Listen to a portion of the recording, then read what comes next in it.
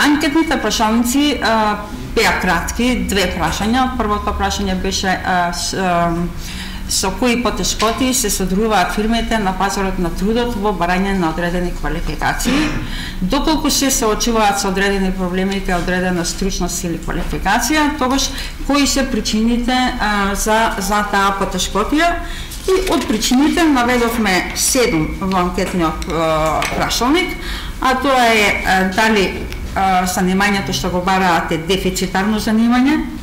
постои во образовниот систем, меѓутоа е дефицитарно на пазарот, дали занимањето не постои во образовниот систем што го бараат, несоодветно ниво на образование, значи постои, меѓутоа несоодветно се образовани, недостаток на знаење и вештини, недостаток на работно искуство, незадоволителни услови за работа и се оно друго кој ставивме во останатите причини. Сите фирми, значи 90% од фирмите укажаа дека имаат недостиг на заварувачи како најдефицитарна занимање, и тоа кажаа дека сите типови од заварувачите причини за неможноста да обезбедат, тоа е дефицитарно занимање, значи постои во образовниот систем, но нема кадар на пазарот на трудот, или ќе најдат заварувач со недостиг на знаење и вештини, се недостаток на работно искуство, или за одреден тип заварувач занимањето не постои во образовниот систем, како што например е заварувач аргон. Второто прашање на анкетираните фирми беше и тоа што им недостасува на вашиот работен кадар. Значи, од тој кадар што работи, што треба дополнително да се преземе да тие ги задоволуваат нивните стандарди и да тие со нивните вештини и знаења го достигнат потребното и бараното ниво на продуктивност. Значи, недостаток на знаења и вештини,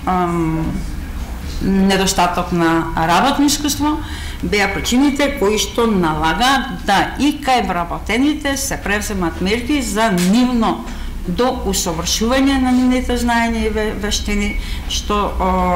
или па преквалификација на постојните, што тоа спаѓа веќе во делот на неформалното образование и тоа веќе ќе го третираме заедно со Центарот за образование на возрастни. И нашава анкета, иако за сега мала, само со 40 фирми, сепак покажува на јазот кој што постои помеѓу понудата и побаровачката на трудот на нашиот пазар, што секако дека е присутно и во сите регионални земји, тоа не е само кај нас, колку што ги гледавме ние и ги спроведувавме работите во другите земји, што секако е последица на трансформацијата што ја имавме во системите, меѓутоа сепак проблемот не е за оставање за понатаму. Значи овој проблем да не изгубиме целосно оваа година, треба да почнеме да го разрешуваме,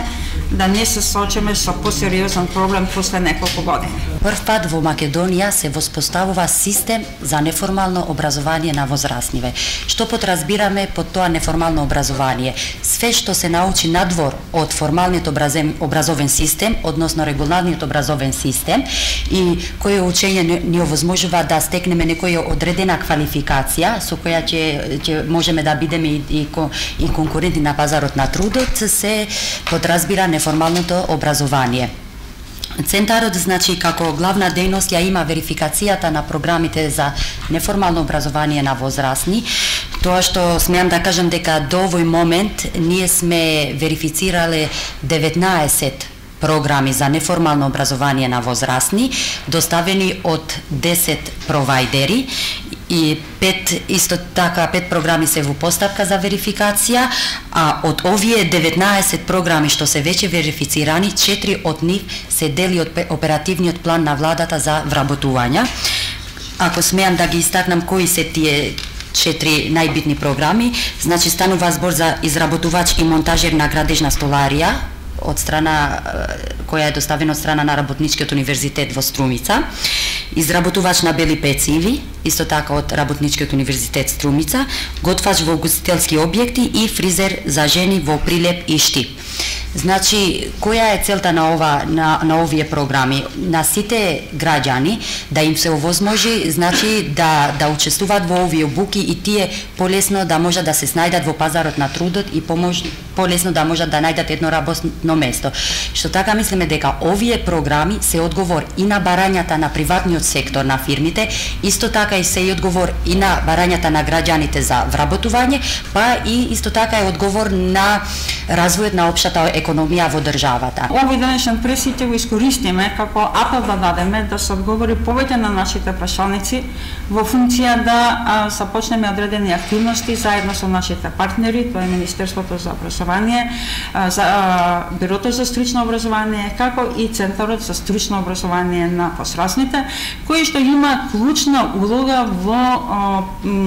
зголемувањето на вештините и квалификациите на веќе вработените, како и во делот на преквалификација на невработените лица.